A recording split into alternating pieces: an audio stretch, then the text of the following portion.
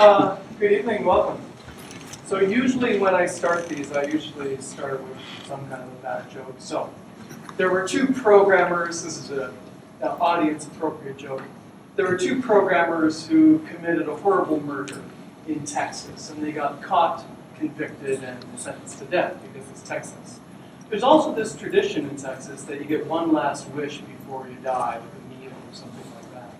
So the jailer walks into the jail cell where the two programmers are, and looks at the two programmers and he says, "Boys, tomorrow you die. You get one last wish, what would you like?" And the first programmer looks at the jailer and he says, "Mr. Jailer, I have always had the desire to present a thorough and academic lecture on the subject of modern product development methodology. If I could do that before I die, I'd be a happy man." Oh, the jailer looks at him and goes, "Oh, you are a sick man. But I tell you what, tomorrow at noon we'll round up all the prisoners, bring them to the auditorium, you can give your talk, and we'll kill you." So then he turns to the second programmer in the jail cell that's been listening to this. "Boy, you get one last wish too, what would you like?" And the second programmer looks at the jailer and says, "Mr. Jailer, please have mercy on me. There's only one thing I need now. Can you arrange my execution tomorrow morning?" So I hope this evening will be quite painful. And I'm gonna talk for about an hour, and then I'll leave time for discussion and questions. So let's get into it. So first of all, just to provide a little bit of context and background. So starting in the 1990s, I learned how to apply Scrum and XP in small groups, and then wrote a book, Agile Innovative Development, which helped kickstart the interest in this movement, and I've been focusing since the 90s on groups adopting Agile development.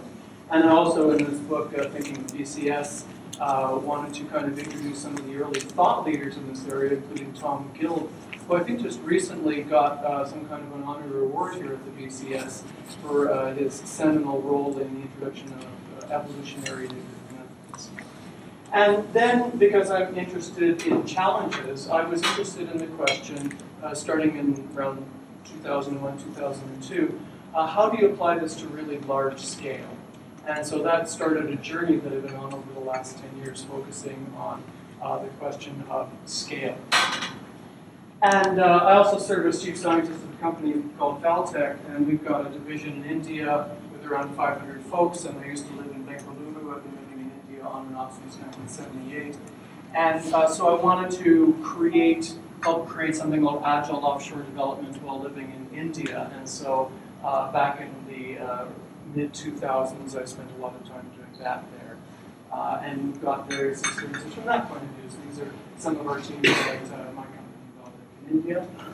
And since, well, for quite a few years, I served as the lead coach in what's called lean development at Xerox. A lot of my background is from a lean perspective rather than an agile perspective.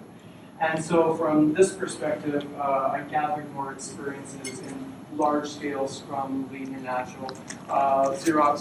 We built these really big digital presses. It takes several thousand people to build one of these things. They've got up to 10,000 moving parts in them. A typical digital press will have about 10 to 20 million lines of code in it. And we apply Lean, Agile, Scrum practices to their creation. Then I started to consult and write about large scale with various customers. And then over the years, a variety of customers started to apply the experiments and the tips described in my consulting and in my books. And so since then, it's just exploded, and over the years, a large number of clients are doing this. For example, after this talk here, I'm flying off to China to keynote the Ericsson talk, because Ericsson is now doing company-wide adoption based upon the organizational design ideas suggested in our books for large-scale telecom infrastructure systems. And so a lot of my work is actually in embedded systems. I rarely work in pure software. Usually I work in large hardware systems and software. And over those years, around the last 10 years, then I've just spent my time basically just circling the globe. I typically work with large multi-site clients, and because they're multi-site and because they're building systems that often take a year or 2 years in order to create, I often just circle the globe, going from site to site, and then coaching organizational design with management teams teams and development teams. And so this is where my experience comes out of. And so what's my experience? Most of the products I work with, the single products, are usually at the low end, a couple of hundred, high end, 6,000. The largest group I've seen applying the techniques described in these books is 6,000. That's not a company, that's one product. So I don't know much about small products. I don't know how to do little tiny products with 100 people. On kind of averages, I don't know, 800 people, 5 sites, 10, 20 million lines of code. So that's the world I'm coming from, that's the context that I'll be speaking from. So if you're thinking of, well, how do I apply this for 2 or 3 teams, I can't really say, because my focus is 100 teams or 200 teams, 5 sites, 20 sites. And because I'm kind of lazy and I got tired of answering questions about how to do this, I ended up writing a couple of books on scaling with my co-author, Svoboda, who led the large-scale Scrum and Agile adoption at Nokia and Siemens Networks for some years. Very insightful and skillful guy. And so we ended up writing these books, which are essentially Volume 1 and Volume 2 in scaling. This book here, Scaling Lean and Agile, is more the organizational design and thinking tools needed for large-scale Scrum and large-scale Agile. Because if you think about it, you can't adopt these things at the technique level. It's really about changing the organizational design. So a lot of my work is with leadership teams, managing directors, or C-level folks, and really helping them understand and debug their thinking mistakes that underlie their organizational designs, and then explore with them how to set up the organization. So a lot of my work is really on debugging the organizational design more than debugging individual products. And then followed that up with sharing various tips on how you do this concretely at scale: product management, planning, coordination, multi-site, offshore, legacy code, design, architecture, and so on and so forth. And these books don't come out of speculation. These are sort of the fruits of 10 years of doing this with a lot of different customers. And so I want to share with you a few experiments in this short talk. And I frame these as experiments because the contexts are far too complex to have solutions, really well-behaved solutions. So these are highly context-dependent suggestions, and I think of them nothing more as experiments. And because I've got 800 pages of tips of experiments in different domains, from tests all the way through to contracts, this is a big subject, and there's no way that I can give it justice in this short introduction. So I'm primarily going to focus on design-oriented tips, considering my audience here, but I will talk somewhat about some other aspects as well. But first, a caution, and I'd like to invite you to read this quote. Actually, before I share the quote with you, let me set it up. So, Svoboda and I were interested in the question: what was the first big, real big software project in the world that involved hundreds of people and so forth? And looking into it, we discovered it was something called the SAGE project. It was a defense project in the US running in the 1950s. Of course, it was years late and many times over budget and was a complete failure. But I wanted to share with you a quote from the project manager of this first big software-intensive product.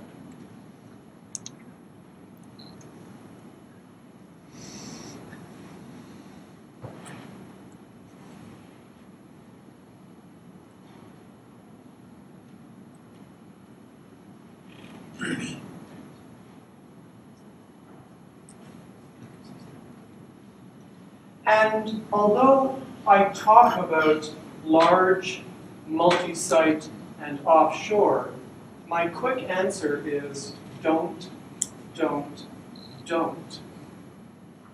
Because most of the reasons for large, multi-site, and offshore are fallacious. They're based upon false assumptions of incorrect belief that you're going to save money, an incorrect belief that programmers are heads And if you just triple the number of heads, you'll get more output. And programming is essentially related to how many people are typing on keyboards. And many of these fundamental thinking mistakes that underlie successful product development. And most of the companies that I work with that are doing large multi-site and offshore are all doing it for the wrong reasons. They are focusing on just hiring cheap labor who produce crappy code and therefore think that we need more bodies in order to create more crappy code because it's being created so slowly. And because it's so crappy, it's slowing everybody down. And the belief that big systems need big sites and lots of sites. There's lots of organizational policies related to promoting managers related to the number of sites under their control, the number of people under their project. So you can only go to the next level in management if you've run an 800-person project of at least 4 sites. So guess what kind of projects you're going to get in your company? And so on and so forth. And multi-site based upon the false belief that bodies are just bodies, and so it doesn't matter whether you hire a programmer in Canada, where I come from, or Timbuktu, it's all the same. And I don't mean to imply that programmers in Canada are any better than Timbuktu, that's not my point. But the point is the belief that you're essentially just hiring bodies. And all of these false assumptions underlie most of the reasons for large multi-site and offshore. And really the best thing you can do is just find a small number of great people, put them in one place, pay them what you need to pay them, remove all the levels of indirection, get a really good cross-functional team of developers in face-to-face conversation with real customers and product management, and good things will happen. Much better things than doing what is usually done. But that said, people are going to do it, and so I try to help. Now, because I'm talking about large scale, and my focus is actually organizational design, it's useful to have a framework for this. And people have been thinking about organizational design for a long time, and observing it, and working with the subject and so forth. And so there's something called the STAR model, which is one of several models in organizational design. And this kind of frames everything that I and my co-authors want to share about scaling in terms of these major organizational design elements. And so you'll see throughout this lecture that I'll be fitting some of the comments that I make into this model. So I want to get into our first tip. And the first tip that I want to share with you is actually related to something very simple, which is understanding simple basic Scrum. Because scaling to large-scale Scrum is actually just based upon doing, of course, regular Scrum. And this implies understanding simply what regular Scrum means and installing it. So before we start talking about how you make this work with 100 teams, let's make sure we understand how to make it work with one team, which surprisingly I find not to be the case. I work around the world all the time, I visit a lot of clients, and almost everywhere I go, what I see is what I call fake Scrum. For some reason, people haven't been doing their homework, they haven't understood what real Scrum means. And what real Scrum is supposed to do is reveal the organizational weaknesses and then address those and change the organizational design. But what happens again and again in these fake Scrum organizations is that real Scrum exposes the organizational weaknesses. People don't want to deal with them, or there's vested interests, or there's political issues and so forth. People are afraid of losing their role and afraid of losing their existing organizational structure. And so then they customize Scrum. Oh, we can do better than normal Scrum. We need bank of S Scrum. We need bank of T Scrum because normal Scrum isn't good enough for us. We're more sophisticated than that. And all that really means is we can't stand to deal with the weaknesses that are actually being exposed. So to adopt large-scale Scrum starts with understanding that dynamic and actually addressing it. And so what is the very basis of Scrum? The very name Scrum itself means this, as will be explained. And that is regular Scrum team. teams, which means cross-functional, multi-learning, cross-component feature teams with no single specialist and no specialist teams. This is the fundamental idea of Scrum. So the idea of Scrum was, in essence, you have a team of cross-functional, multi-learning people, and they're a feature team that do a complete feature, and they do everything soup to nuts. And we cover this more in detail in our chapters of feature teams and teams. So these are the three Scrum roles: product owner, Scrum master, and teams. So before talking about scaling more, let's just focus on the official standard definition of a Scrum team. Cross-functional, plus or minus 7, has the right to do everything within the boundaries of the guidelines to achieve the goals. In other words, they're self-managing. They organize and manage themselves, and they review the work results with the product owner. I'd like to invite you to read this quote, please.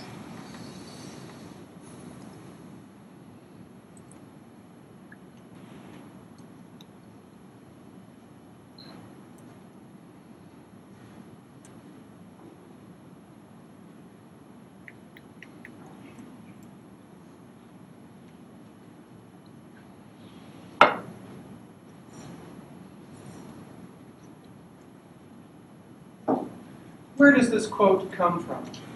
This quote comes from a famous paper published in 1986 by Takeuchi and Nonaka called the New Product Development Game. And Takeuchi and Nonaka were looking at case studies from 1978 to 1982 in product development and asking the question, what organizational designs were consistently associated with organizations that were quite successful in product development? And they came up with a set of org design factors, and they described that in this paper. And these included, first of all, doing iterative and evolutionary development instead of a sequential life cycle. In other words, to speak colloquially, no V model, no waterfall. Secondly, no single specialist, no QA person, no business analyst, no engineer, no architect, but simply team member, where each team member feels responsible for and is able to work on any aspect of the system. Built-in instability, where the product management could change the direction of the product frequently. In other words, the goals of the product and the contents of the product would change frequently. Rather than plan, execute, it was plan, execute, plan in feedback cycles. And as a corollary indication of that, you're going to have to make the cost of change low. Because if you can embrace change, if you can embrace built-in instability, that means you've got to make change cheap, hence agile. Self-organizing teams, in which there are no team leaders or project managers or program managers, but teams were given a goal by the product owner or the product manager, and the teams decided themselves how to achieve the goal. Overlapping development, also known as concurrent engineering. Multi-learning, so no single specialist, but everyone was working on a secondary and maybe even a tertiary skill. Very subtle forms of control, and this emphasis on an organizational transfer of learning. So in groups, you'll see that are adopting real Scrum, they experience what I call the learning debt, in which the organization is composed typically of single function teams and single component teams who do one kind of thing or work on one piece of code. And when you move to Scrum and you move to cross-functional, cross-component teams, suddenly you discover the learning debt in people not knowing enough broadly or deeply enough in order to create a true Scrum team. And so when groups adopt Scrum, there tends to be this massive increase in focus on teaching, coaching, pair work, that kind of stuff. And this is where Scrum comes from. Scrum is not a made-up method, if you didn't know that. Scrum comes from this paper. To kind of make a long story very short, a couple of people, such as Jeff Sutherland, VP of Engineering at a product company, read a book called Wicked Problems, Righteous Solutions, published in 1991 by DeGrasse and Stahl, that cited this paper. Jeff Sutherland read this paper and then started to apply the ideas of it in his software-intensive product company, and then Scrum has since evolved from that time. And so we see in this paper one of the hallmarks of Scrum, which is Scrum. So it's called Scrum because, believe it or not, rugby is quite a popular game in Japan. And the researchers, Takuchi and Nonaka, were looking for a metaphor of what they were seeing that well described the nature of the teams that were really successful in these companies. And they used the metaphor of a rugby-style approach to development, in which the whole team moved the ball down the field together, rather than handing off the ball to other single specialist teams. So the metaphor, the name Scrum is meant to imply whole team together, moving the ball down the field together.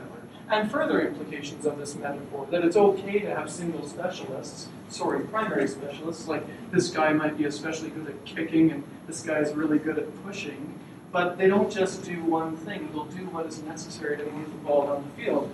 Like, for example, if this was the ball and this is the goal line, and I run up to the ball, and I'm the only one here, my goal is to get the ball across this, and then I reach into my pocket, job title card, and it says, Craig, kicker, darn. I guess I won't pick up the ball and move it across the goal line. I'll wait for that guy down there, he's the runner, and he can run faster than me. So we'll wait until he comes here in order to move the ball across the goal line. This is the thinking mistake of local optimization, the incorrect belief that systems are optimized by locally optimizing on people doing one kind of work.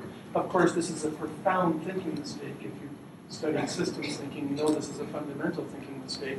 And it's quite the opposite, for example, of how Lean and Toyota works, where the emphasis is on multi-skilled workers and flexibility, going to where the work is, because it doesn't matter. My job doesn't matter, and doing my one task doesn't matter. What matters is moving the ball across the goal line. And what's necessary for that is agility, or that is to say, flexibility of skill, and going to where the work is. Instead of locally optimizing on keeping people busy, we system optimize on people having flexibility to deliver solution. And this is the first big idea in real Scrum. And if you want to scale real Scrum, it starts with this idea being applied at a single team. For example, I was just coming here with some friends, and they were saying, well, we're working at a client, and the client is doing a so-called Scrum adoption. Do they still have a test team? Oh yeah. Do they still have business analysts? Yes. Do they still have an architecture group? Yes. And if I were to ask, do they have a component A group? Yes, they'd probably say. Do they have a component B group? Yes, they would probably say. So this is complete nonsense. It's utterly, utterly false. It's fake Scrum. It's just superimposing, essentially, agile names on top of their existing organizational design so that somehow they're appearing to being agile. What they're probably doing is calling iterative development agile development or Scrum, and agile development and Scrum have very little to do with iterative development. Scrum is about cross-functional multi-learning teams. It's far different than iterative development. And the implications of this, of course, is a deep change in the organizational design, because it means when you adopt Scrum that there's no separate groups handing off the ball to other teams. And then remember, I'm not talking about large-scale Scrum now. I'm talking about just standard Scrum with one team. It means there is no business analyst group, architecture group, development group, or test group. This is the basic idea of Scrum. And so when you're scaling, the same idea is implied. We have, before the adoption of Scrum, these groups that are single function. And when you adopt Scrum, what it means per definition to adopt Scrum, this is not a later step, this is the first step in adopting Scrum, is the dissolution of these groups. And now we're starting to bump into large-scale implications, because now when you're scaling Scrum, you're not just talking about taking 5 or 10 people and then doing something differently. Now you're starting to bump deeply into the organizational structure right away. So when I start to work with a leadership team in a company that wants to adopt large-scale Scrum, and they've got 3,000 people in single-function groups, step 1 is the elimination of all of those groups. It's not step 10, that's step 1, which has implications for all of the managers of those single-function groups, because there's no analyst manager, there's no architect manager, there's no test manager. It has implications for HR policies. It has implications for career growth. It has implications for site, because if all of the business analysts were in one building and all of the testers were in another building, or even worse, a different city, or even worse, a different country, well, this has profound implications right away. Like, a lot of my work is in large-scale telecom, where in a traditional telecom organization, they'd have the systems engineers in Munich and the testers in Chennai, and da-da-da-da-da-da. So when they move to large-scale Scrum, this has profound implications on the movement of people at a very deep level. So, to reiterate, adopting large-scale Scrum is largely just down to understanding basic Scrum and then extrapolating from that the implications that must arise in the change in the organizational structure. So this has very little to do with talking to individual people, and it has everything to do with having to be crystal clear with the CEO and the C-level management and managing directors what has to happen. So I don't normally work with hands-on developers. I primarily work with senior management, because large-scale Scrum adoption, these kinds of organizational structural changes, have got nothing to do with programmers and testers. This is the remit of leadership. And so I'm primarily explaining this and working with the leadership teams to put this in place. And when you first adopt this, what will happen is that you'll end up creating teams that are cross-functional but not multi-learning. You'll have what in Toyota they sometimes call the waste of working the job title, where this person thinks, I'm the analyst, and that person thinks, I'm the technical writer. And so the first challenge after changing the organizational structure and physically moving people, the first challenge after that is getting out of this my single specialty mindset. And then eventually what happens is that people start to do multi-learning, their own job title is team member, and they start to take on secondary and tertiary specialties, typically with more pair work, more mini courses amongst each other, and so forth. And then usually in the kind of organizations that I work in, let's say 500 folks, 5 or 6 sites, it usually takes a couple of years for this to happen. So usually after about 2 years, you'll have then teams where the people of them do truly have secondary and tertiary skills. The flexibility is much higher, and people are going to where the work is rather than saying, that's not my job. And this picture, of course, makes it seem like a simple thing, but the implications of going from this to this to this takes a couple of years and a whole lot of wailing, gnashing of teeth. But it's not like complicated conceptually, number one. And number two, it's got nothing to do with low-level, hands-on folks. This is something that the leadership has to understand and lead. The Scrum, large-scale Scrum, cannot be done bottom-up. It has to be done top-down. It just doesn't work out that way. And then you end up having all kinds of teams like this, Team Blue.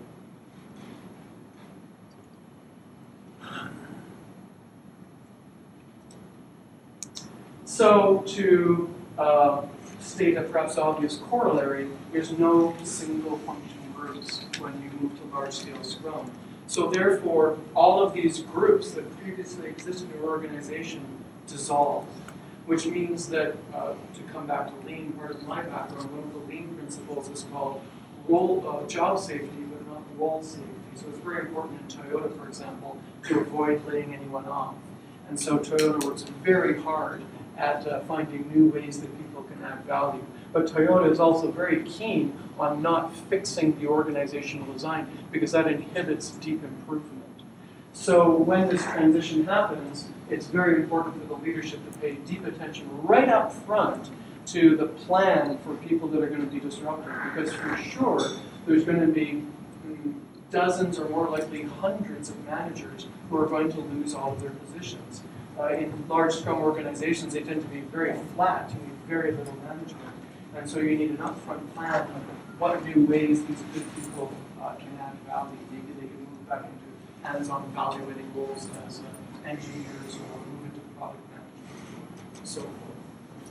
So to state it clear, if you adopt real Scrum, there will be no business analysis group, there'll be no architecture group, there'll be no interaction design group, there'll be no DBA group, there'll be no QA or testing group. And the reason why I'm reiterating this is that I've discovered over the last 15 years that no matter how many times this is said, people just don't seem to hear it for some reason. It just needs to be made crisp over there. And another implication of Scrum teams is that there's no component teams. And in software development, what I mean by a component team is a group of programmers who own a little bit of code and just work in that one component.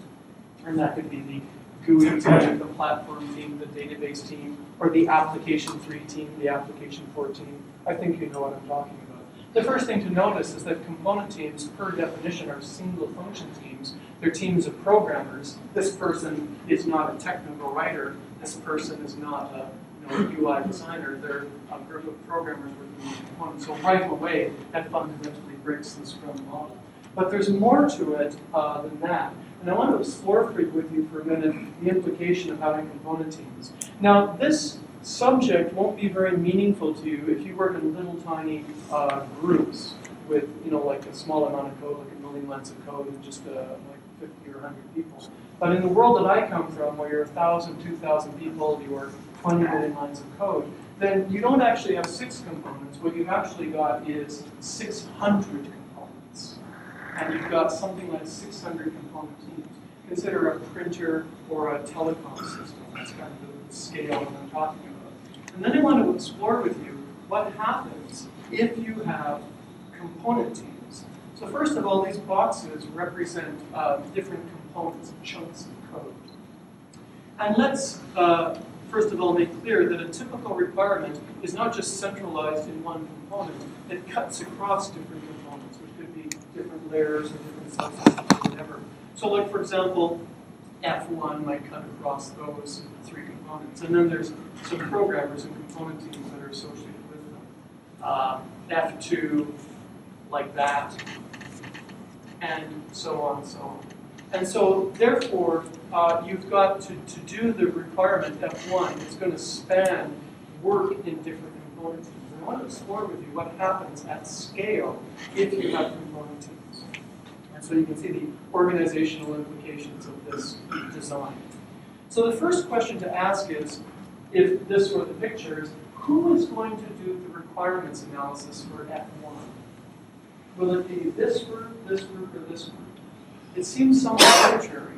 And in fact, if it's not 9 components, but 90 components, it's not even necessarily clear that you know which components are going to be touched by F1 to begin with. Sometimes you might have some ideas, but in the general case, it's not at all clear. So it's somewhat arbitrary which of the teams would do the requirements analysis, number 1. And number 2, you might not even know which component team should even do it. So this leads then to the idea of solving the problem of who should do the requirements analysis another way. And that's like this. Well, since we can't figure out what component team should do the requirements analysis, we need to create somebody before the component teams that's going to do the requirements analysis. And let's call this group or this person the business analyst or the requirements analyst or the systems analyst. The name changes depending upon the company. And they create some kind of a document. The next question that we have to answer is, which components are touched by F1 at a software level?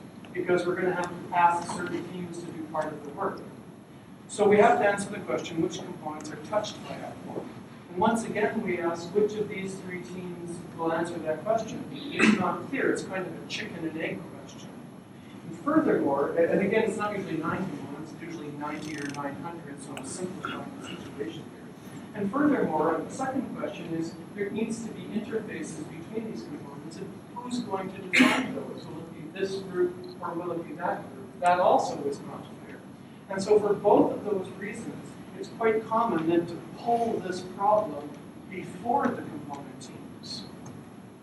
And so then we introduce another role, or another group, usually called architects or systems engineers, and they're taking this as input, and then they're producing as output some other kind of the document that answers the questions of what components are touched.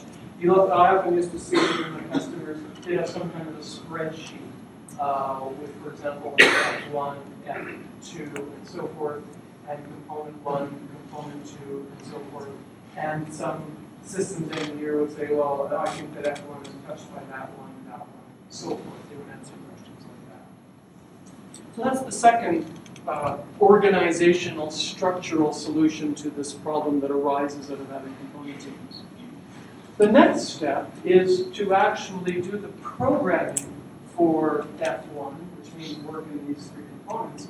And so at that point, the work is now split up and farmed out to these three different component teams who do their part of the work, the code in their components. Okay? So that happens. Now the next question is that we need to do the end-to-end testing for F1. That F1 is a full requirement, works together as one thing. Who's going to do the end-to-end testing? Will it be that team, or that team? It's not at all clear, and it seems somewhat arbitrary. And so it seems to make sense if you have component teams to then pull this responsibility to a separate group after the component teams. And so let's introduce even another group in between. Someone needs to integrate all of their code. But who's going to do that? Will it be that group, or that group? So let's make another group after this group called the integration group. And the integration group will take all of their code and then integrate it together, code.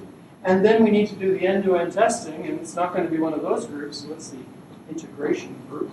And then we have the testing, or the QA group who will do the end-to-end testing. Furthermore, it's not the case that F1 is just flowing through the system, because in fact there's also F2, F3, and a whole lot more. So in fact, all of these people and groups are actually have queues in front of them. Everyone's got queues. And they're either multitasking and switching between a lot of different work. If you've ever seen groups of people where, for example, 20% allocated on project 1, 30% allocated on project 2, that's a side effect of this organizational design. And then you get, as I'm sure you know, really, really low productivity because of the impact of this kind of multitasking. And another problem with this model, or a consequence of this model, is that because the work of F1 has been split up between many groups, someone could drop the ball on it. So we need to introduce another organizational element to keep the eye on the ball across all of these groups, and we call that a feature manager or project manager. This is, again, a natural consequence of having these component teams. And because you've got all of this multitasking and queues and all of these requirements flowing through the system in parallel, it's not the case that F1 just flows through the system end to end. It's being done out of turn. So, for example, I remember years ago when I was working in Hangzhou in China, I found a group, this component team was doing their part of F1 11 months before this group was doing their part of F1, because all the work is done out of turn. Just before coming here to London, I was working in Jersey City, and I found a group, and they were composed of component teams, and they told me about a requirement, really big, going to take us 6 months to do it. And when I actually went around to the different component teams that would be involved in it, and I asked each component team, how much coding work is there in your component? This group, when you actually, you actually got them to really think about it and figure it out, 2-person days, 3-person days, 2-person days, 3-person days. It was like about 8-person days, 6 months duration. And that's a consequence of all of this handoff, indirection, information loss, knowledge scatter, and so on and so forth. So just to ask a rhetorical question, what does this look like? This is a sequential life cycle. This is essentially a waterfall or some variation of a sequential life cycle.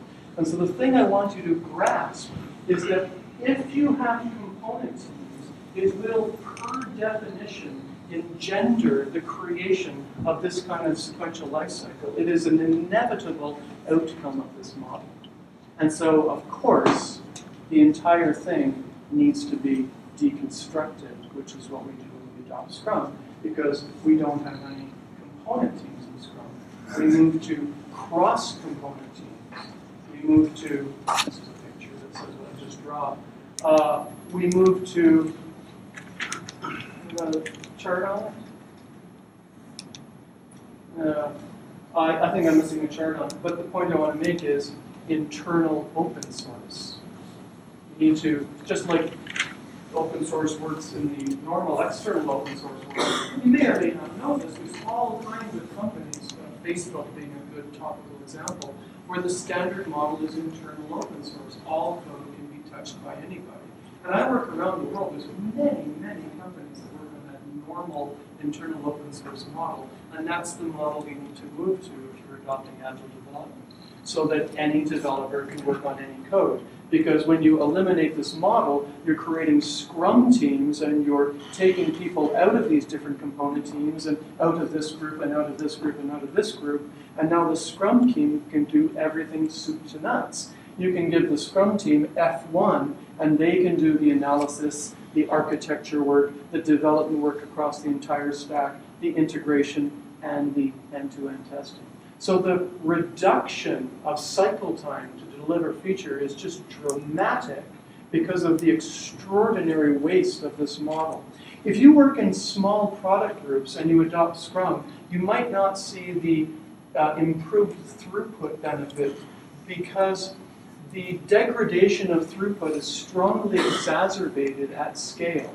So it's when you're in a 500 or 1,000 person product group that you see the impact of this as extraordinary, where 8 person days of development work becomes 6 months duration. That's not uncommon when you're working at scale in traditional organizations. And so when you move to real cross-component, cross-functional teams, then there's this just dramatic reduction in cycle time, which is really quite startling and quite wonderful, as people finally start to see the waste that was inherent in the previous organizational design. And all of this is just standard Scrum. I'm not even talking about any scaling tips at all yet. This is just the implications of standard Scrum. And I also want you to notice how the organizational structure around software components inhibits architectural structure and vice versa.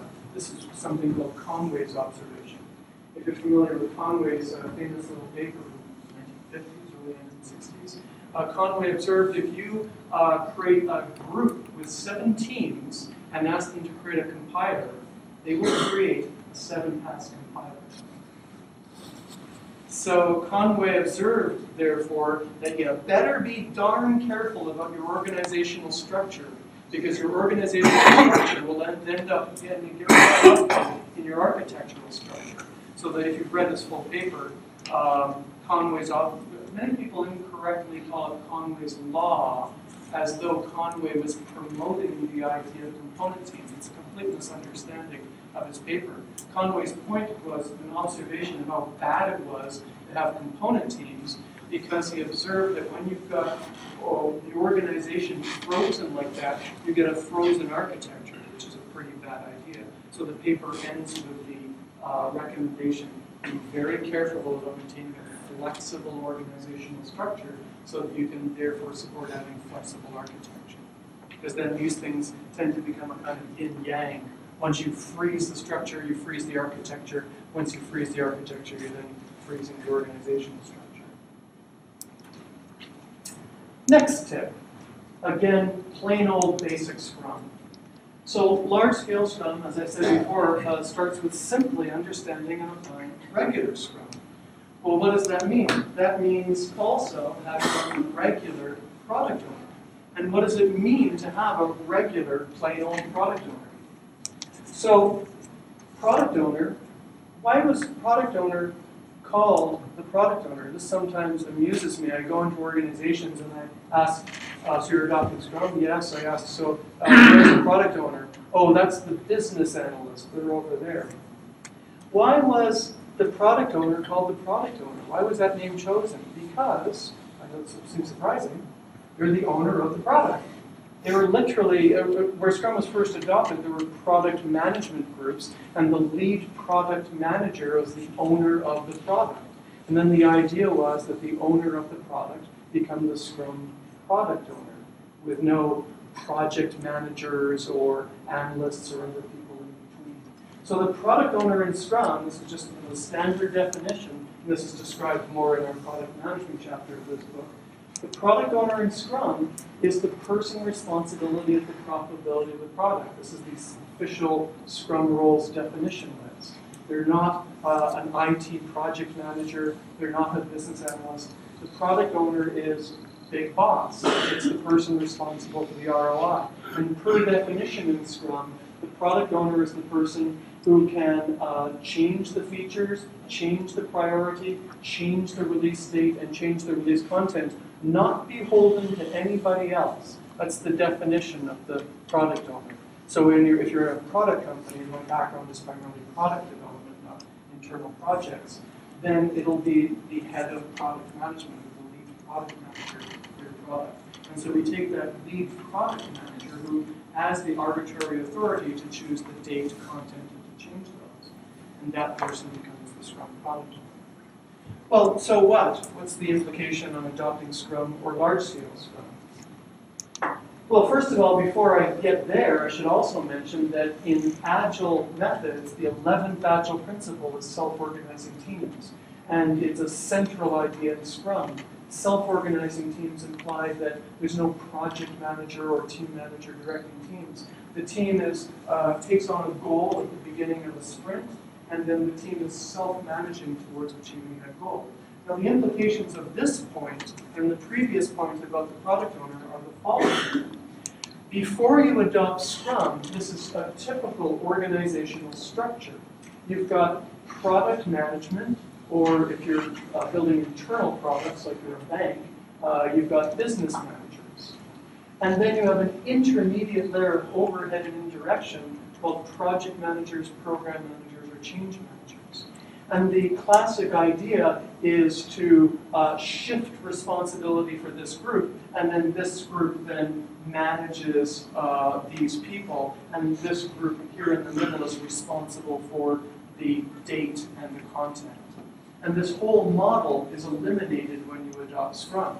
When you adopt Scrum, this whole middle layer goes away, and it's this person over here, big boss, the lead product manager, or a senior manager from the business side, who plays the role of product owner, and they directly interact with the teams and offer them a goal each sprint with no project managers, program managers, change managers in between.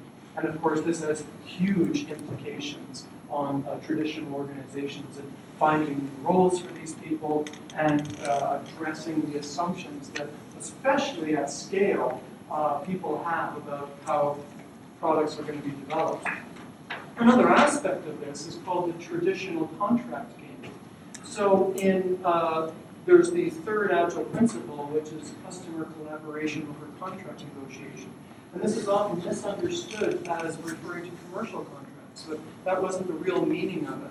The value customer collaboration over contract negotiation means the following. Let me explain. So in traditional development, there's something called the contract game, as we call it in Agile methods.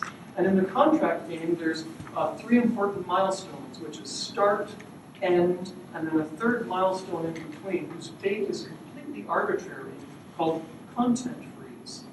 And at this point, start and end, is created some kind of a document that says what will be in the release and when the release will happen. And this is when content freeze happens, and people think of signing off the project goals or something. I'm sure you know what I mean. You've seen this in traditional development. Now, in this traditional contract game, and this is the contract, it's a contract between business and R&D. In this traditional contract game, there's a series of moves. Now, the context of the moves in this game is that after this point, control will be handed over to the R&D management to achieve this contract by this date. So business, after this point, is going to have a reduction of control. Also, there will be a reduction from business's point of view after this point of flexibility, because they've kind of negotiated what they can have in by this time, and then afterwards the business comes back during this phase and says, oh, well, things have changed and we need to change a bunch of the requirements. There'll be a bunch of pushback because R&D will say, but you signed this off and we're busy and we've committed to this date and so forth, so we've got to get it all done by that date, so you're not allowed to make any more changes. Now, I don't mean to paint that black and white. In fact, some changes will be allowed, but change is considered the exception rather than the rule, and there's friction around change, quite the opposite of agility. Furthermore, as we'll explore in a minute, there's also a reduction in transparency from the business point of view. Now, businesses, when they play this game, there's a reduction of control, reduction of flexibility after this point, and businesses used to not getting what they want. It's late, the content isn't what they want.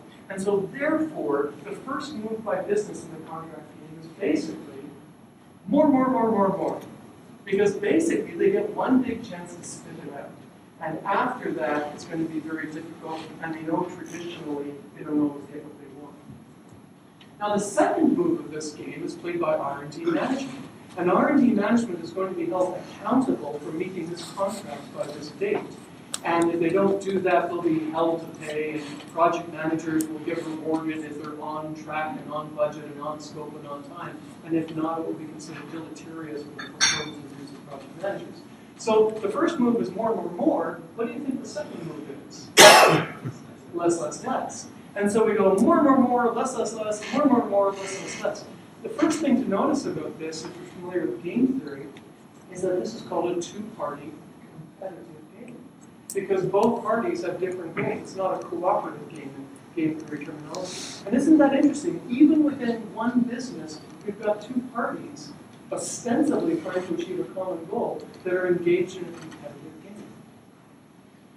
Well, okay, so we get to this point when both sides are sufficiently exhausted and they both believe that they have, and I'm not speaking cynically, maximized their ability to shift blame when something goes wrong. This point is achieved when both parties have maximized their ability to shift blame when something goes wrong. That's the optimizing goals in this game.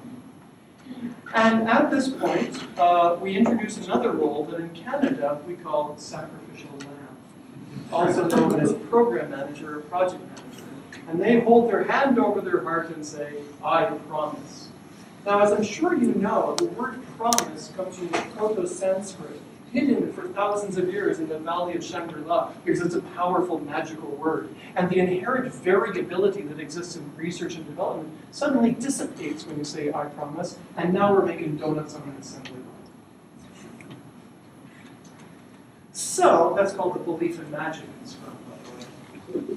So now we come to this point, and business is afraid because they've got a lot of money on the line. They don't usually get what they want. There's a reduction of control, reduction of flexibility. And so they say, I'm afraid I'm not going to get what I want. I need you to prove that you're managing skillfully. So make me a schedule that shows me in a Microsoft project chart what's going to happen. So you'll assuage my fear with the illusion of predictability.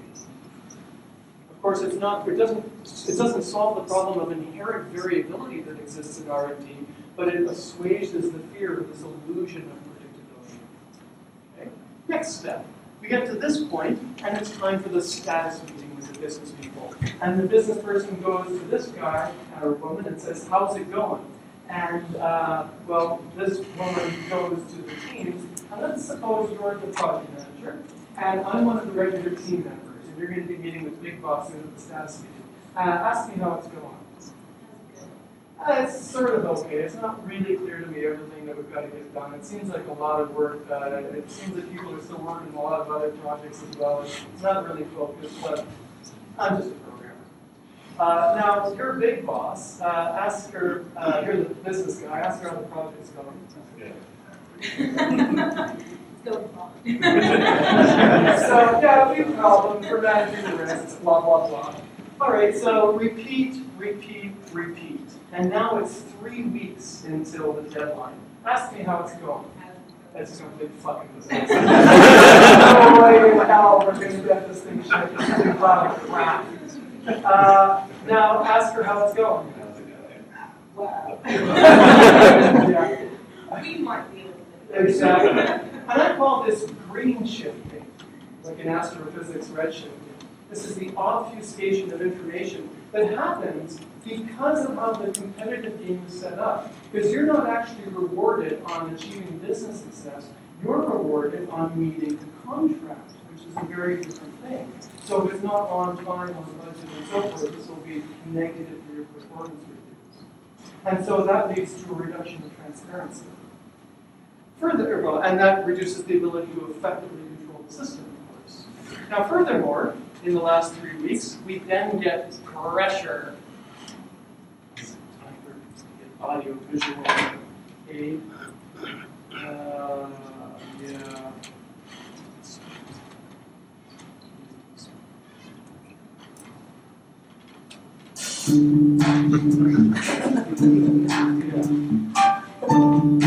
And so on. So we get pressure. And at that point, oh, you've got to meet your commitments, da-da-da-da-da-da. And then at that point, the R&D teams open what I call the secret R&D toolbox. And they open the secret R&D toolbox, and over the next 3 weeks, they deliver a miracle. And then 3 weeks later, something comes out the door. And all of the big bosses say, you see, we knew they were just lazy bastards, and if we just corrected them enough, they would finally get up off their lazy asses and stop playing computer games and actually do some real work.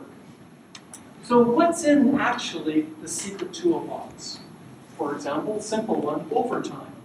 Now, do any of you know, according to Barry Bain's research in Kokomo 2, what the single most important factor is for productivity in software-intensive product development? By 10 times more influential than any other factor. Kokomo 2, classic research. The quality of your programs. Barry Bain's research is the Kokomo 2 model that shows that the quality of your programmers is almost 10 times more influential on the overall productivity of a release than anything else that you can do. Fact. All right, so you're working in a crappy environment with a lot of overtime and you're getting pressured by Dilbert's boss and so forth. What's going to happen to your very best programmers who have the most opportunity to go work somewhere else? They're going to go somewhere else, right? And so this is not just overtime. This is losing your best people, which have this non-linear, this super linear impact on productivity. So the implications here are vast, in addition to their ability to teach other people. And then there's all of the technical debt, where people take all kinds of shortcuts in terms of good design, good coding, and learning improvement, and learning and organizational design improvement. All of that goes out the window, and then we end with a certain amount of technical debt and what I call organizational debt now embedded in the systems. And everyone says, good job, you get your bonus. And then we repeat, and now because there's debt in the systems, the second time through is a little bit slower than the first, so there's more of all of these dynamics. And then the third time, the fourth time, and we're on a kind of downward spiral until after 6 releases, someone says, damn, let's outsource this thing to Vietnam and start the next generation system. Have any of you ever seen this? So this was what plays out at scale. And when we adopt Scrum, not only is that eliminated, but this is eliminated. There is no contract with R&D management. There is no R&D manager responsible for projects when you adopt Scrum. Because it's this person here who was saying more, that's the person who plays the role of product owner. And they're directly steering the Scrum teams with no levels of indirection. So this has profound implications upon the assumptions that the people have in the existing organization on how things are going to run. And I haven't said anything about large-scale Scrum tips. This is all just standard by-the-book Scrum. But the implications of this at scale really become strong because in large-scale organizations, the systems are so different than Scrum. You don't often get these differences so strongly in small companies, but in large companies, it really feels like a big change just to standard Scrum. Okay, let's move on. Now, as this picture suggests, and now it's time to move into some more sort of specific large-scale Scrum tips, we've got one product owner, 3 teams. And these are all real team names I've worked with over the years. And the classic model of Scrum is one product owner, 1 team.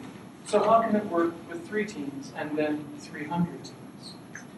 So this starts with understanding something that we call Large-Scale Scrum Framework 1. And Large-Scale Scrum Framework 1 is described in this chapter of our book. And it has several implications. The first is that the sprint is, of course, for the product, not for the team. It's called the product backlog, after all. It's not called the team backlog. The second implication is that, of course, there's one product backlog for the product. There's not such a thing as a product backlog for a team. That's just, again, standard Scrum, which is why it's called product backlog. And the other more important implication is this model called Large-Scale Scrum Framework 1. And I've seen this work for somewhere between 5 and 10 teams. And then somewhere up around 10 teams is a tipping point where it no longer works. And the reason it no longer works at some tipping point is the quality of the relationship, the interaction between the product owner and the teams. So how many teams can it be? For example, you're at Xerox. The product owner is in the same city as the 7 teams. The 7 teams are in the same building, in the same room. The 7 teams are themselves been working on printer development for the last 25 years. They are themselves all domain experts. Most of them have gone out and visited customers and so forth. In that context, one product owner can quite effectively work with 7 teams because the teams know so much. There's not a lot of them to teach them. Let's go to another case, like sort of my world I've developed in India, where we take on outsourced projects, and the customers in France speaks French, maybe not even English. The teams are in Bengaluru, and they know nothing about the domain, as is typical in outsourcing projects. In that case, the relationship between the product owner and how many teams can effectively work is going to move down a lot more likely to 3 or 4 teams. So those are the kinds of factors. Next, so I'm basically assuming you know the Scrum model of sprint planning part 1, part 2, product backlog refinement, sprint review, sprint retrospective. And I'll be talking about this in that context. So sprint planning part 1 is business as usual. There's just one sprint planning part 1, where the product owner presents the wish list of what they would like.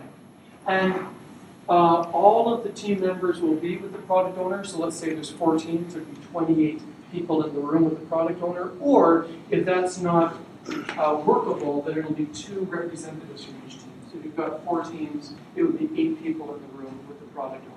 Or for example, some years ago, I was working with a group with 6 teams. 3 were in Ulm, Germany, and 3 were in Wrocław, Poland. And so how it would be done then is that we'd use Skype video, we'd use a computer projector like this, and 6 people, 2 from each team were in Wrocław, and 6 people, 2 from each team were in Germany, where the product owner also sat. And they would use Google Spreadsheet in order for the product owner to share the wish list of what he wanted in the sprint. So to visualize it, the product owner brings up a spreadsheet. There's 6 teams. In Scrum, a team takes on average about 3 items per sprint. So 6 teams times 3, 18 items. So there's a spreadsheet with essentially 18 items on it. And the product owner says to the representatives of the 6 teams, that's my offer for the sprint.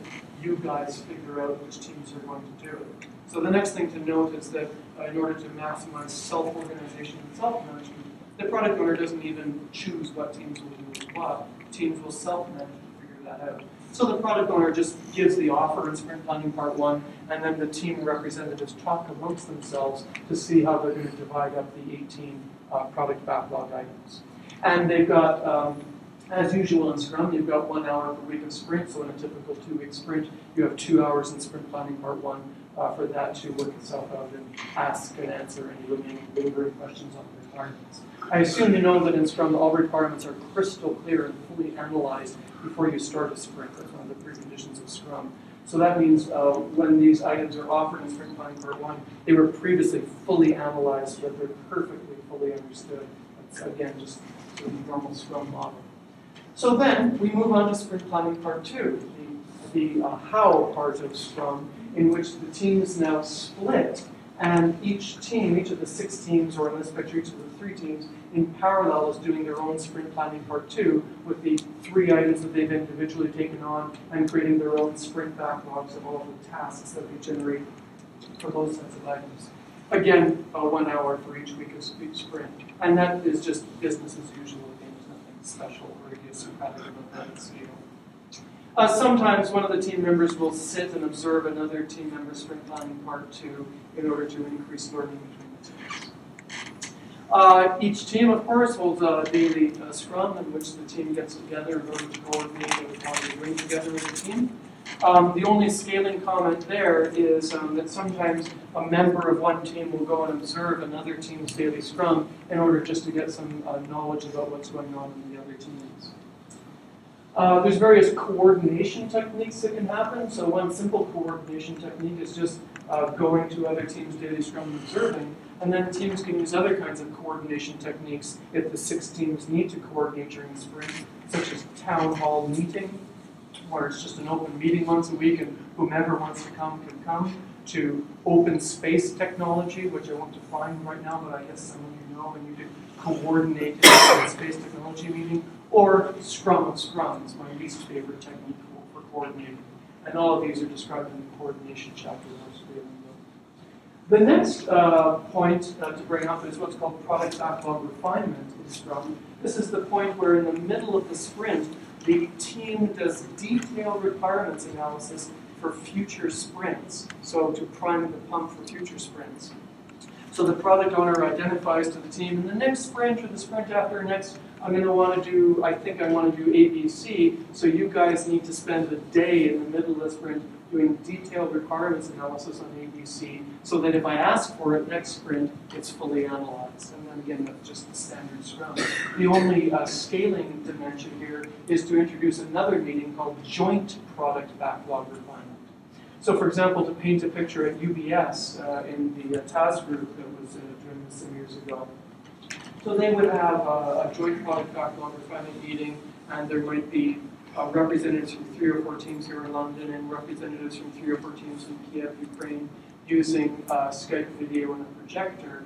And then they would do a lightweight, as a group, these representatives from the 6 teams would do a lightweight pass across the requirements that are needed to be analyzed for a future sprint, not a detailed analysis. If you're familiar with the technique called specification by example, promoted by Goiko here in London, to speak of it in terms of the number of examples, this joint refinement might do 3 or 4 examples for each item, instead of the 30 examples that might be needed for full analysis. So the team does a lightweight analysis across the set, gradually I should say group, not team, because it's representatives from different teams. And secondly, the group in the joint product backlog refinement does estimation across all of the items. So now representatives from all the teams have some sense of the overall set of requirements, and the estimates for the overall set of requirements are getting normalized with input from all of the different teams. Then there's the usual team-level product backlog refinement, where each team individually sets a day aside for detailed requirements analysis and doing a deeper dive. To use spec by example terminology, maybe they're creating 30 examples in detail to fully understand the requirements. And the product owner may or may not be at this meeting. It depends whether they're a subject matter expert. In a lot of the companies that are doing this, there might be 3 or 4 subject matter experts who are not the product owner, and they'll be at these meetings to help clarify. Coming to the end of the sprint, we have a normal sprint review, just one sprint review for the whole product. And once again, we'll just have team representatives, such as 2 people from each team in this meeting, along with the product owner. And the goal, of course, at the end of every sprint is to have a potentially shippable product that is fully integrated, completely tested, documented, and potentially shippable. And in the sprint review, the product owner and other subject matter experts inspect the running system. They play with the software, they play with the hardware, and then the product owner decides to either actually deploy the system or to add another increment of functionality in another sprint. Now, a normal sprint ends with a team-level retrospective, and it ends the same way in large-scale Scrum Framework 1. each team does their own individual retrospective, and that ends the sprint. But then early in the next sprint, in week 1 of the next sprint, for example, Wednesday of week 1, there will be a joint retrospective in which the Scrum Masters from the different teams and 1 or 2 members of each team come together, and they hold a retrospective salient at the overall product and system level, things that are relevant for the site, for the entire product. So they're focusing on systems level continuous improvement rather than the team level retrospective, which tends to be just at the individual team level. And then repeat until retirement. So that scales to somewhere around 10 teams.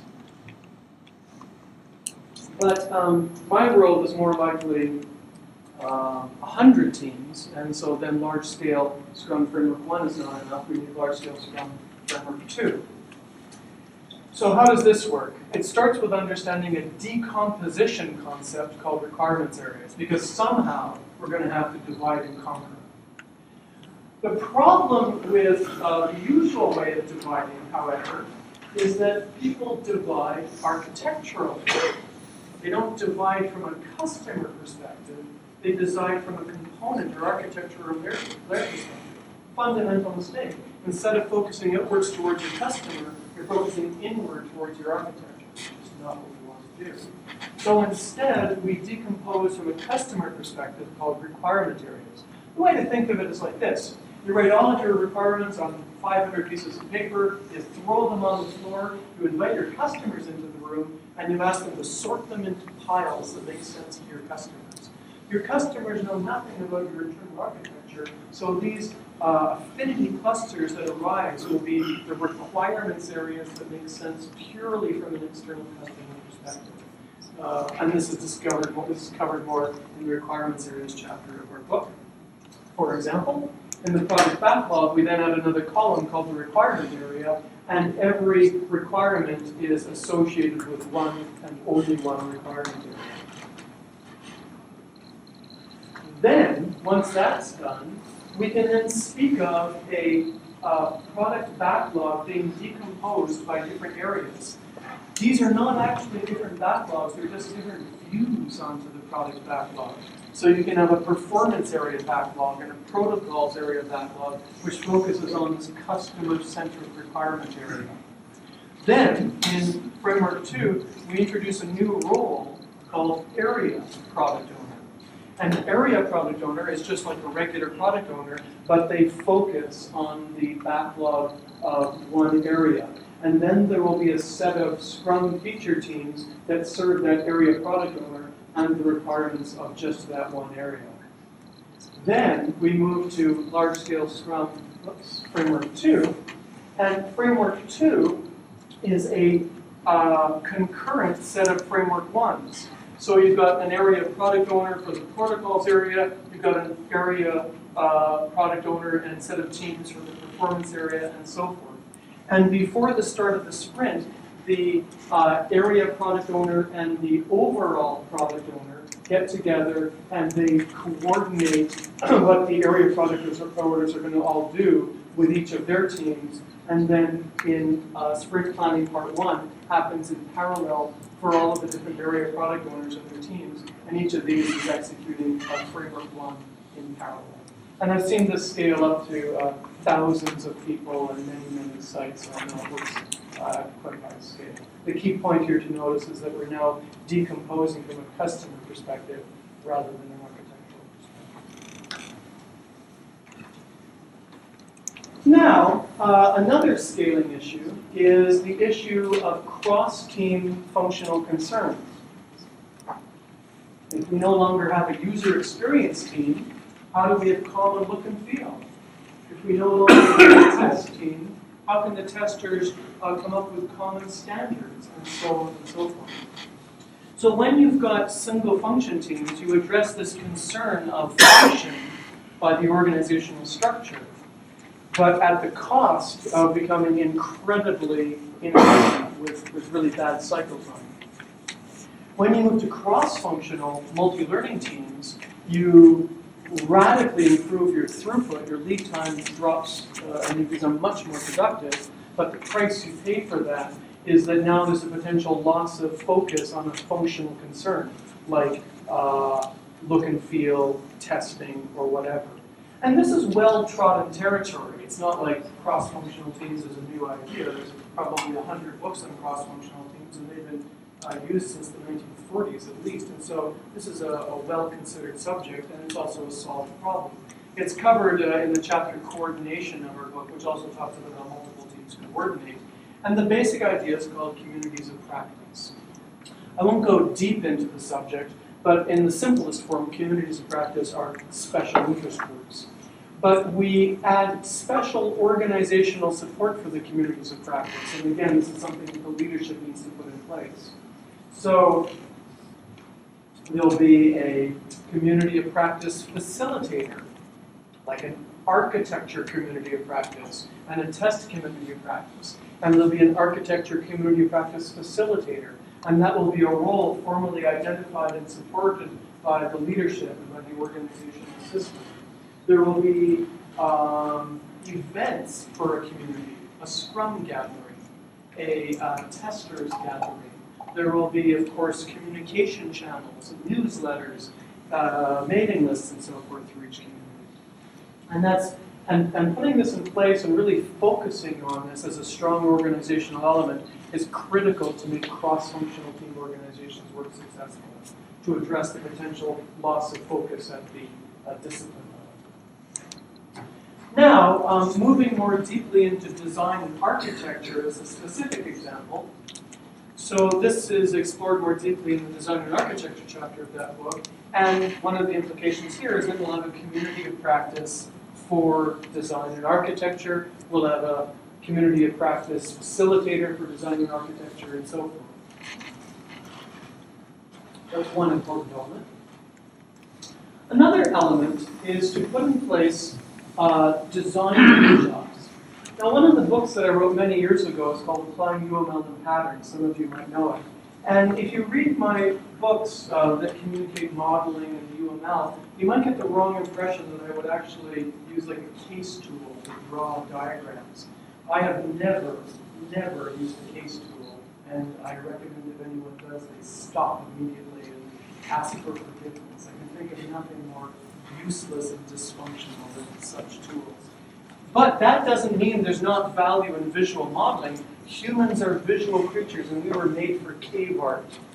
And I'm a huge fan of using visual modeling as a mechanism for teams to collaborate and explore and quickly create stuff. And so for many, many years, I've been a promoter of what these days is called agile modeling, in which people work at giant whiteboard spaces and they sketch together to focus on creativity, flow, and collaboration to come up with ideas related to architecture and design.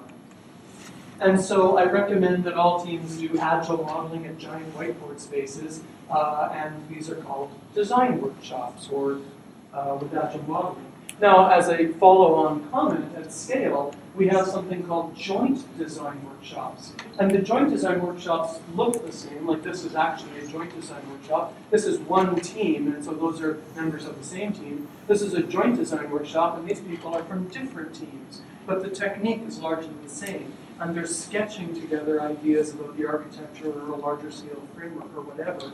And then when they leave, they go back to their individual teams and they communicate the decisions arrived at or the issues raised at the joint design workshops. And these happen every sprint or as needed. So simple techniques to encourage creativity and collaboration, while also encouraging thinking about the architecture and design rather than just cutting code. I sometimes run across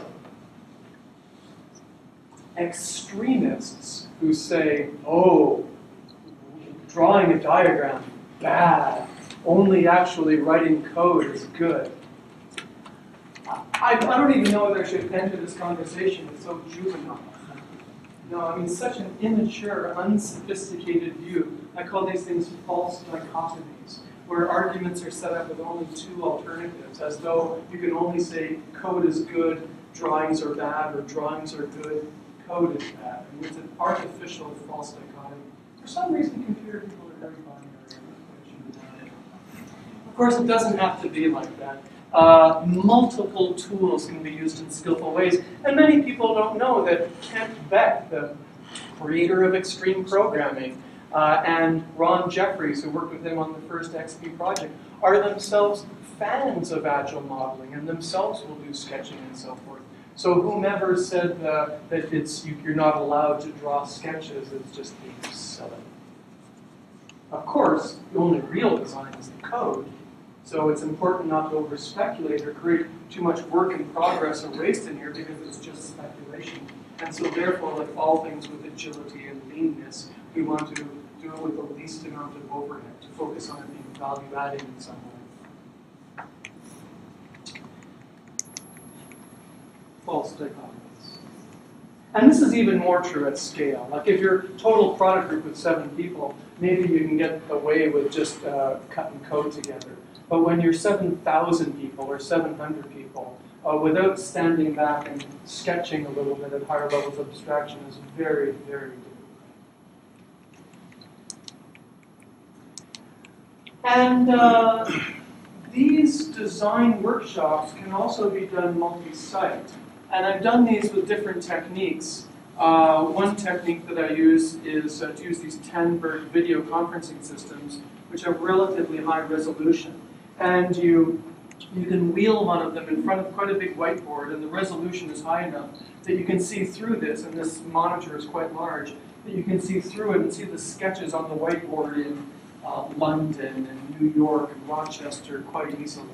And so I've worked with multi-site design workshops where there'll be 3 of these Tandberg systems in 3 different cities, all pointed at big whiteboards, and it can be quite effective because of the quality of the video. But nevertheless, there is friction when you're doing this. I also recommend, therefore, a technique called diverge and merge cycles when you're doing multi-site video conferencing meetings, where you spend a little bit of time all together, say video conferencing, in order to create alignment or sharing, but then diverging for a while to get the efficiency of working together co-located at a whiteboard. But the disadvantage of separating is information loss and information scatter, some of the wastes in thinking. And so we need to address that again by putting that together. So in general, when I lead large workshops, they tend to be composed of sets of cycles of diverging and merging cycles in order to kind of balance these 2 issues. Now, documenting the architecture is especially important at scale. If you've got a little tiny system with a couple of 100,000 lines of code, maybe you could get by with just the code. But when you've got 20, 30 million lines of code, you've got 1,000 developers in 8 sites, you're hiring 100 new people a month in Hanoi, and they need to understand the 20 million lines of code. I'm sorry, you can't just say to them, read the code. It's just not a workable solution. You need learning aids that will help people understand the architecture that are more abstract than just the code. Nothing else works. So how to do this? First of all, the model that I recommend for representing this, I described years ago in chapter 39 of one of my books called Documenting Architecture, in which I recommend something called the N+1 view model combined with something called technical memos, a technique I learned from Ward Cunningham. But how to do it is an important comment. Because rather than a person by themselves creating this documentation, and before we go further, I need to kind of fix my terminology. When I say models and design workshops like this, I'm talking about stuff done. So here's when we make code. When I say models and design workshops, I'm talking about speculation done before code. And therefore, well, it's not the real design, you should throw it away because the only real design is the code, of course. And when I say documentation, then I mean, so first of all, when should you do documentation? Of course, the only sensible time to document is when the code is finished. Anything else would be silly. So documenting the architecture is getting together in a workshop, looking back at the existing code, and not doing speculative design, but saying, let's summarize it in some way as a useful learning aid for other people. And this I call an Agile architecture documentation workshop. This is what one looks like. This is actually one of my customers, who's this? This is Tandberg. they build these video conferencing systems, and they use Agile, Lean, Scrum practices, integration of those. And how it works is that you get representatives from the different teams together. You take the product under documentation. In this case, it was this device here, video conferencing phone. And you split up, and you've got huge, giant whiteboards, and you do the different N+1 view models on the different walls in parallel. And then you follow that up with video sessions where you come together. This is like diverging and merging cycles, where you come back together and experts on each view will share the results, use video the discussion, there's questions and answers, so that people can really learn about the models that were sketched on the wall and really clarify it. Then you upload all of those videos onto your wiki site, and you take digital photos of all of this stuff, and then this becomes the heart of your learning aids for the architecture. And not only do you then get architectural documentation, they recommend this every 6 months or so, but the workshop itself is a highly value-adding activity, because it's not just being at the wall drawing stuff. Like in this workshop here, there were people from 4 different cities that came together to do it. And through the act of drawing the models together, they say, oh, I never understood this about the architecture before. So the very act of creating the architecture documentation becomes a value-adding learning activity as well. Other design tips. I especially see, it only seems in big companies that there's a budget for waste. Small companies don't usually have this problem. But in large companies, I see what in Canada, what we call PowerPoint architects. These people who don't actually cut code, which I consider highly dysfunctional. You know, I'm a really old guy. I'm quite surely the oldest guy in the room here. And I've been programming since the 1970s. And I call myself a coder, and I'm perfectly proud to say that. And I code today, just today, all day I was programming. And I'll be programming until I retire and probably thereafter. And if you don't keep it real, you might be able to grow in your skill of mastering complexity and design large hardware and software systems. I'm not a great developer, but I'm pretty good. And I think I can bring a lot to bear on building large-scale systems. But I continue to work as a hands-on programmer. And if you have a kind of a leadership architectural role and you stop programming, that's a very bad place to be. And I've seen so much dysfunction from what I call PowerPoint architects. Instead, you want a culture of master programmers, where when a person's 60 years old, they are cutting code every day, and they're coaching other people, and they've got deep insight, and they're participating in joint design workshops, and so on and so forth. The only real design is the code. Everything else is just blah, blah, blah. I visit some organizations where these PowerPoint architects have got so disconnected from the reality that all that they can do is draw PowerPoint diagrams for each other. And they have meetings where they share them with each other because they're all so disconnected from the reality. And the programmers are doing the real system, and these guys and girls are just in a room basically talking to each other year after year. It's kind of sad, actually. And, you know, it's not like the word architect was delivered by software god. And I don't know if you've thought about this. It's a pretty crappy term for what we do. My wife is a real architect. And real architecture is hard. And it's very different than software.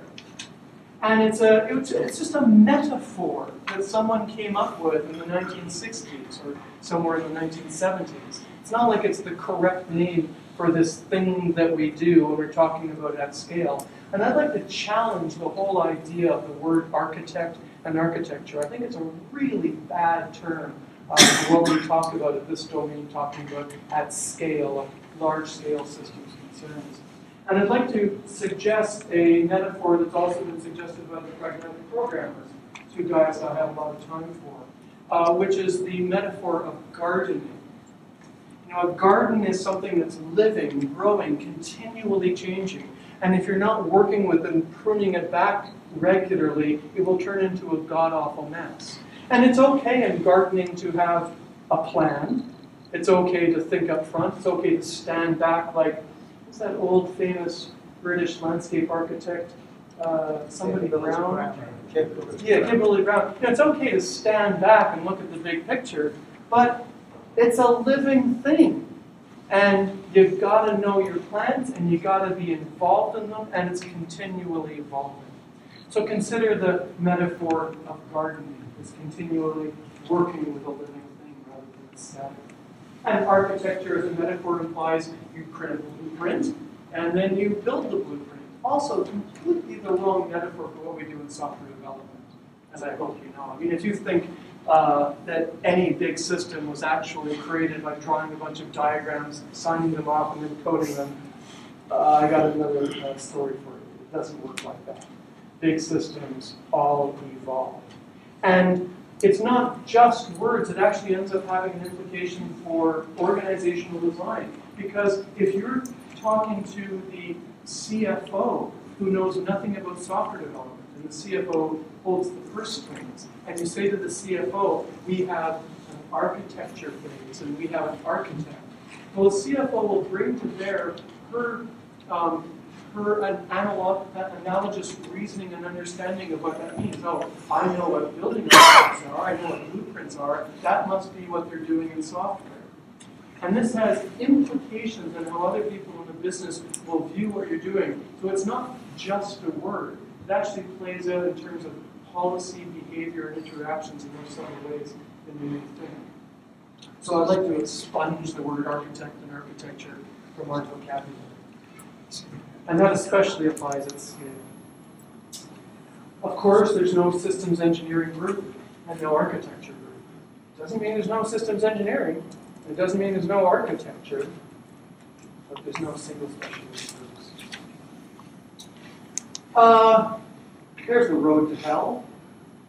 And you think you might be able to get away with that in little tiny systems, but imagine a 20 million line system with 50 versions for 50 different customers coming out with a new version every 6 months. This just ends up becoming a nightmare. So don't use branches for customization. Use configuration for customization. Data-driven, metadata, rules, data polymorphism, all of the tricks in the book, but not branching. And not this.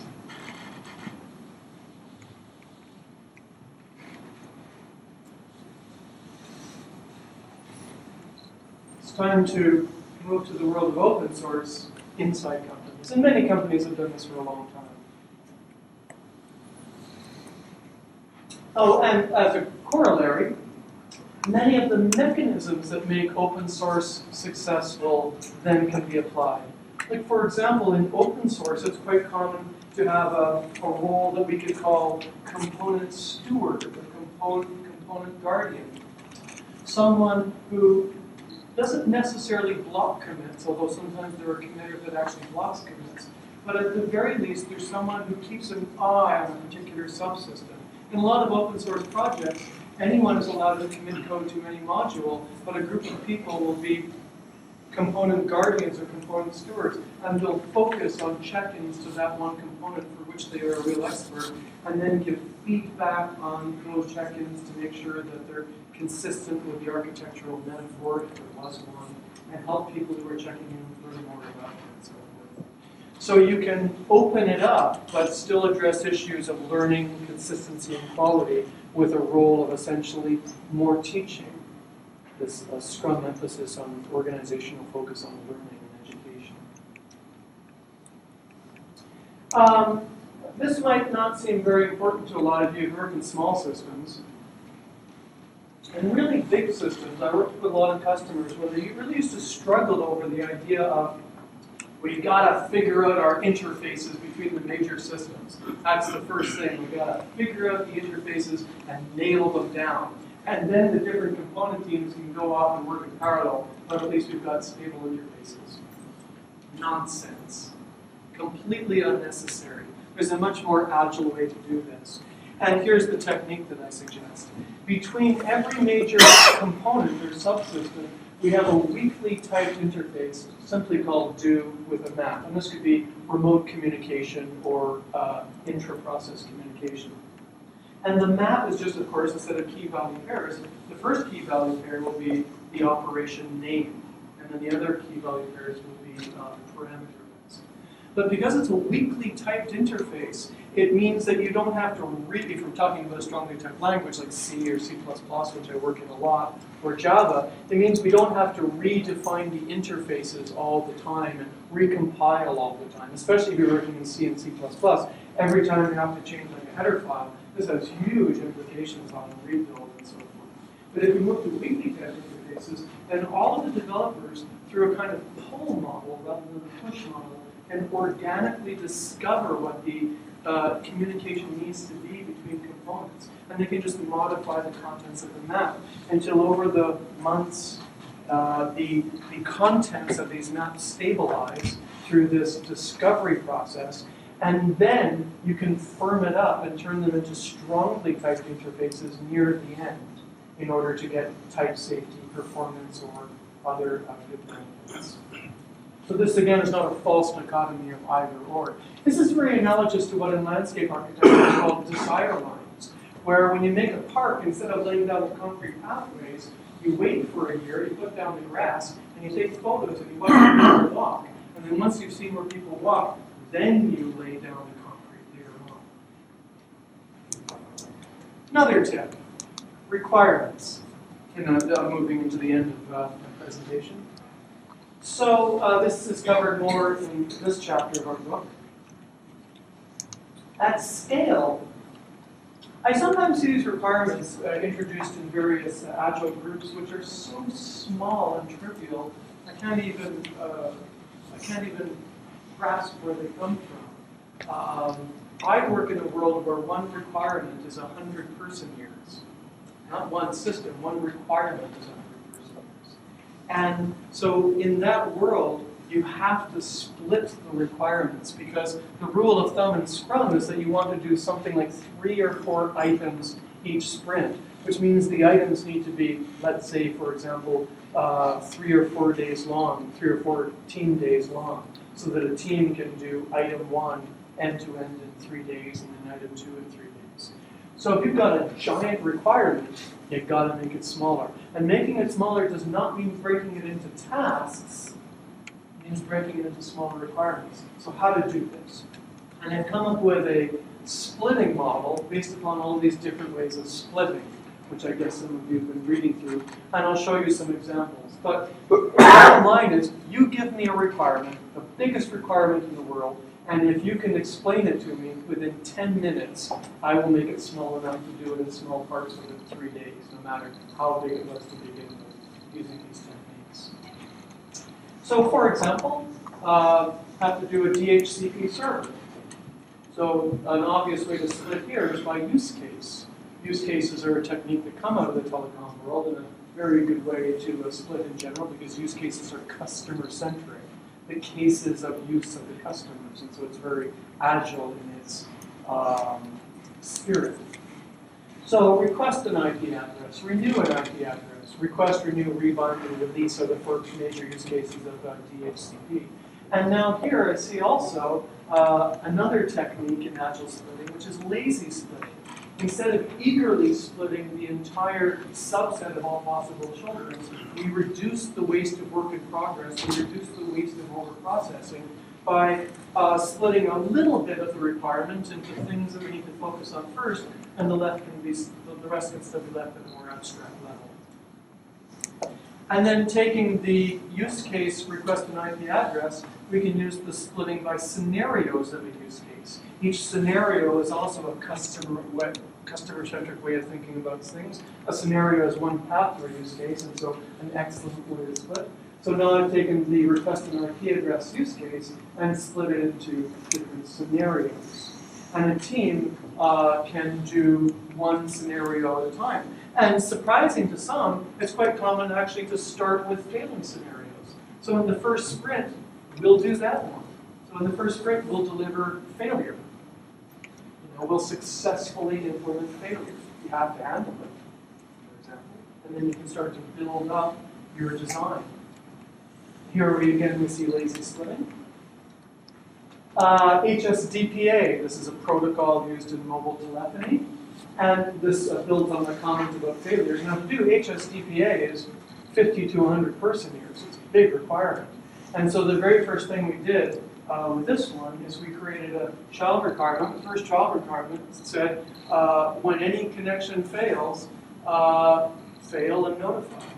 And one team could do that in 3 or 4 days. Super nuts. And then it turns out there's hundreds of scenarios and use cases in just EPA. Well, we built it up beginning from one failure scenarios, and then eventually into the success scenarios. Here's another example from investment banking. I work in kind of 3 domains of specialization: embedded systems, hardware, software systems, investment banking, and a little bit of geophysics. So this was one from a customer in Norway years ago, and this is an example of splitting upon different I/O channels.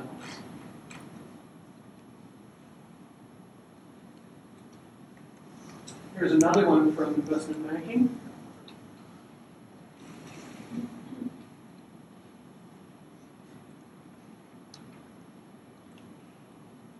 So some different failure scenarios, and then I've also identified the main success scenario, as it's called in use case modeling. And then here's the main success scenario split into further sub-scenarios.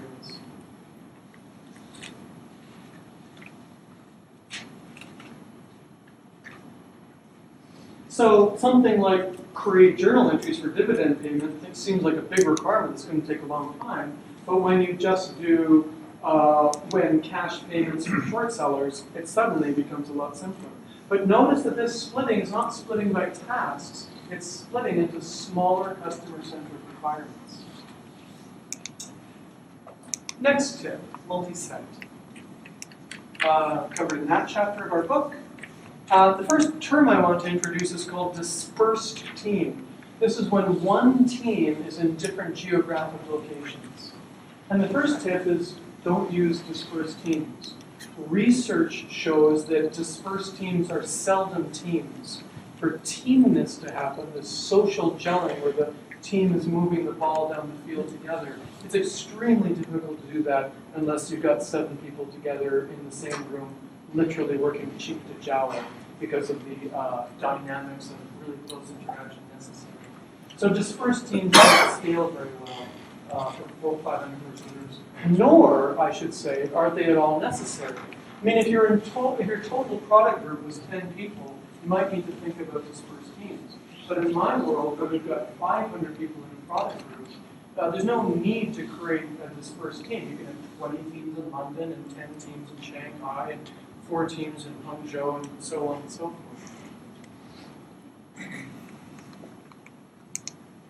This is important to understand. When you're working at scale, you don't need dispersed teams. You'll have teams at different sites, but any team of 7 people is together at one site. And also another sort of obvious comment is that the sprint is for the product, not for the site.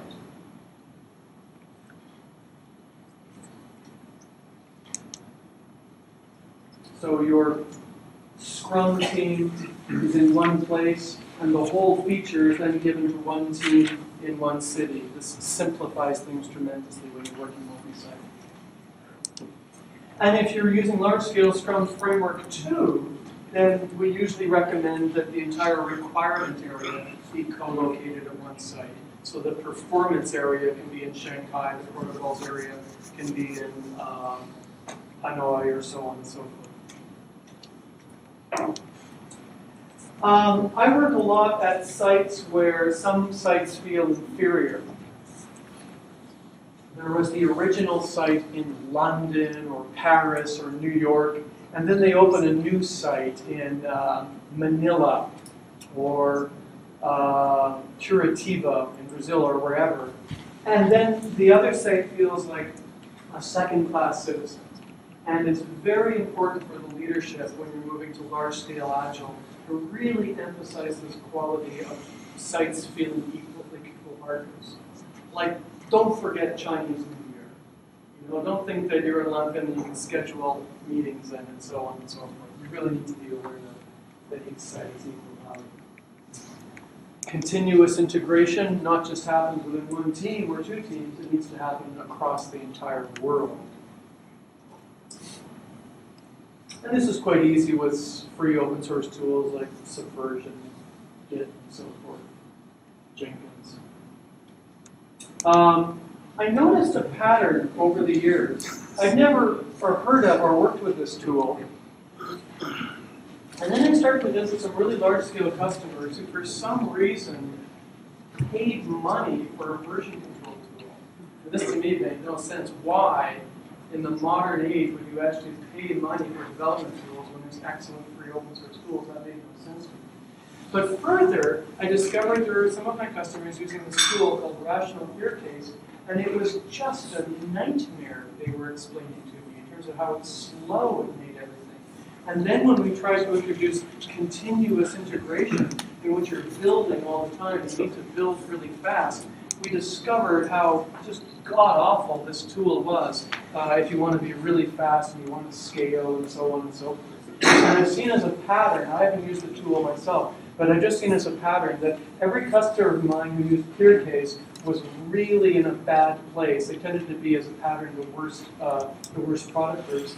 And everyone that got rid of ClearCase and moved to free open source tools like Subversion and Jenkins and so forth dramatically and quickly made rapid progress in doing continuous integration and in dramatically reducing their build times.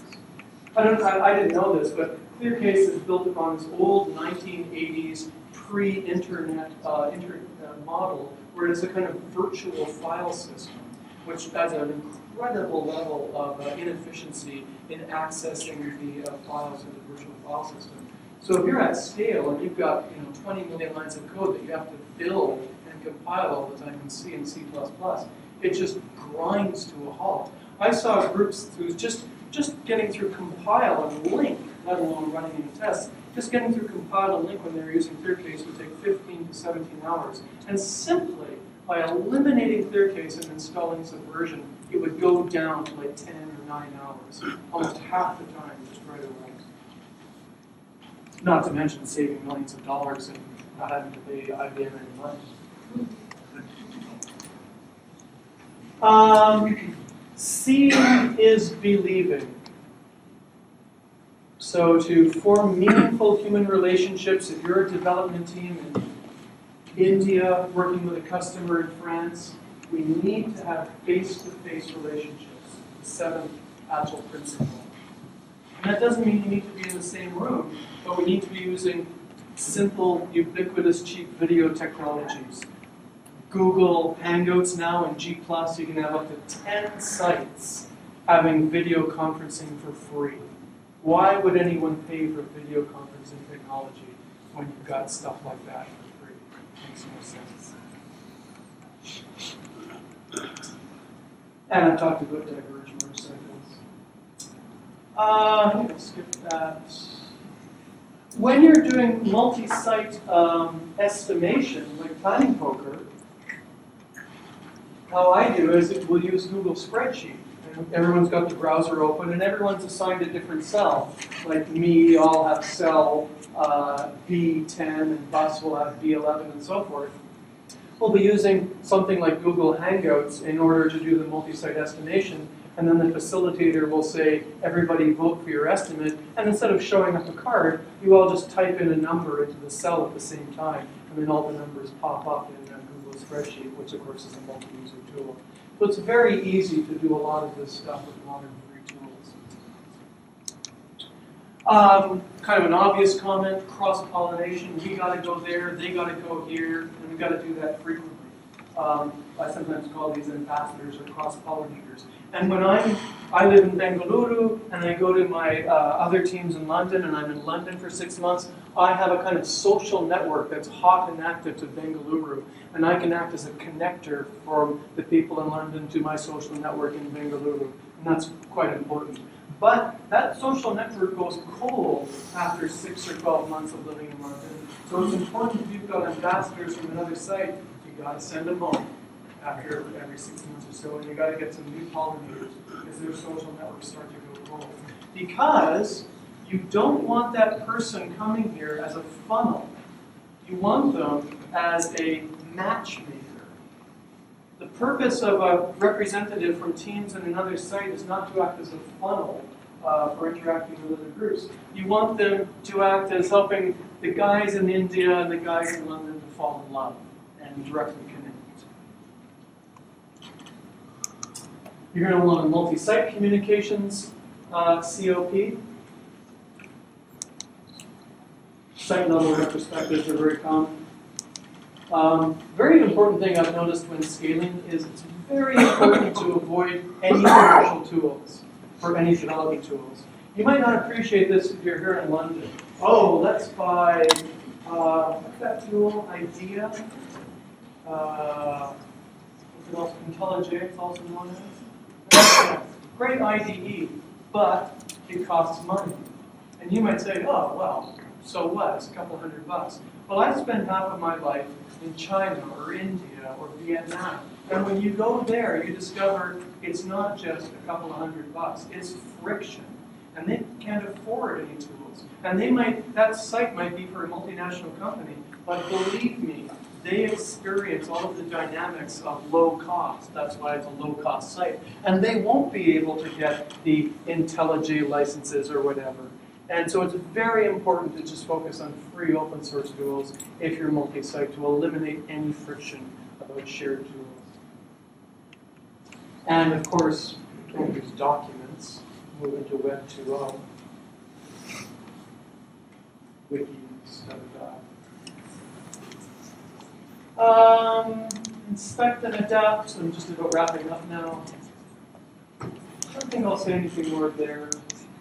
But I can talk easily for 5 days, 8 hours a day about this subject.